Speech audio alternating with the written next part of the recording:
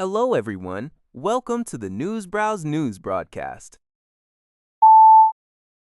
The Canadian press reports Saudi Arabia closed its only road link to Bahrain on Tuesday following Iranian missile attacks on its oil-rich eastern province. These strikes occurred as Iranian officials called upon youths to form human chains around power plants, anticipating potential U.S. airstrikes. This escalation comes as U.S. President Donald Trump's deadline for Iran to fully reopen the Strait of Hormuz approaches, with threats to bomb all Iranian power plants and bridges if the demand is not met. Israel also issued Farsi warnings to Iranians to avoid train travel, hinting at rail network targets. The international community, including New Zealand's Prime Minister Christopher Luxon and UN Secretary-General Antonio Guterres, has voiced concerns that targeting civilian infrastructure could constitute war crimes. Oil prices have surged over 50% since the conflict began in February, highlighting the severe global economic impact. Diplomatic efforts for a negotiated solution are reportedly still underway, despite Iran's rejection of a recent ceasefire proposal. New York crude oil futures have been experiencing significant volatility, or being whipsawed, due to ongoing uncertainties surrounding the conflict with Iran. As reported by NHK, traders are grappling with the U.S. threat to broaden its bombing campaign in Iran, juxtaposed with speculation about a potential ceasefire. Benchmark oil futures initially saw a decline on news of ceasefire talks, only to sharply rebound after reports emerged that Iran had rejected the U.S.'s conditions for ending the hostilities. Prices have since remained elevated amidst growing concerns that the conflict could escalate, especially as U.S. President Donald Trump's stated deadline for attacking Iranian power plants and other civilian facilities draws nearer.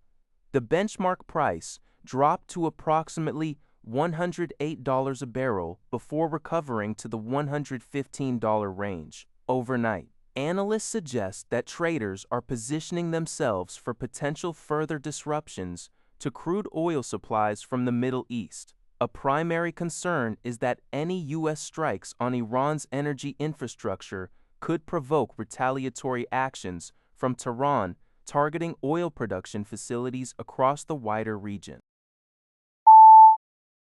U.S. President Donald Trump on Monday criticized key allies Japan, South Korea, and Australia for their lack of support in U.S. military operations against Iran.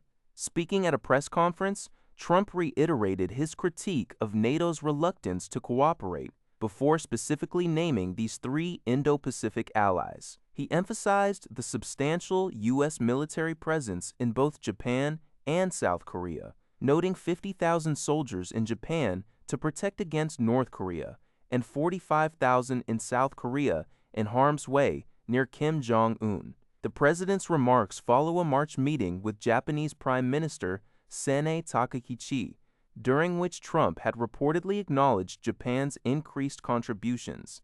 Yet Takaichi later indicated the U.S. understood Japan's constitutional limits regarding dispatching self-defense forces to the Strait of Hormuz. This report is from JJ Press. Thousands of U.S. Marines and Army paratroopers have deployed to the Middle East in recent weeks, leading to speculation about potential ground combat with Iran, according to the Epoch Times. These deployments, including two amphibious-ready groups led by the USS Tripoli and USS Boxer, and elements of the 82nd Airborne Division, are aimed at enhancing the president's military options against Iran following Operation Epic Fury. Military analysts suggest several potential ground missions. These include securing key Iranian islands in the Persian Gulf, particularly those near the Strait of Hormuz like Shisham Island, to ensure maritime traffic. Another possibility is seizing Karg Island, a crucial oil export hub, as leverage in negotiations. Additionally, reports indicate discussions about special operations raids deep within Iran to recover highly enriched uranium from nuclear facilities that were previously bombed. While these actions could demonstrate U.S. military power and support the goal of preventing Iran from acquiring nuclear weapons, analysts also warn of significant risks, including potential ambushes and prolonged engagements within Iranian territory. According to Thai Sounds, Israeli Prime Minister Benjamin Netanyahu reportedly contacted U.S. President Donald Trump recently to express his opposition to a ceasefire with Iran at this stage, as Trump's ultimatum to Iran is nearing its expiration.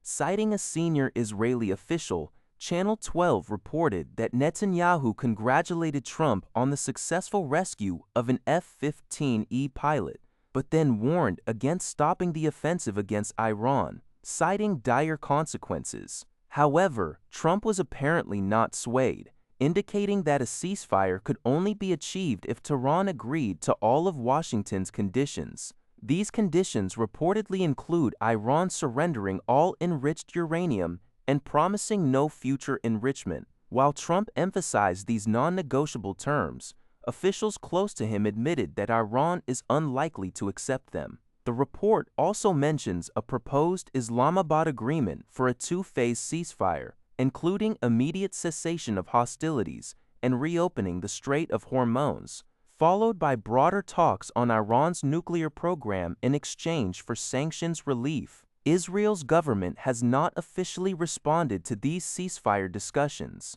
However, Israel Hayom reported that Netanyahu stated in a cabinet meeting that Israel would not cease its operations against Hezbollah in Lebanon, even if a U.S.-Iran ceasefire agreement is reached.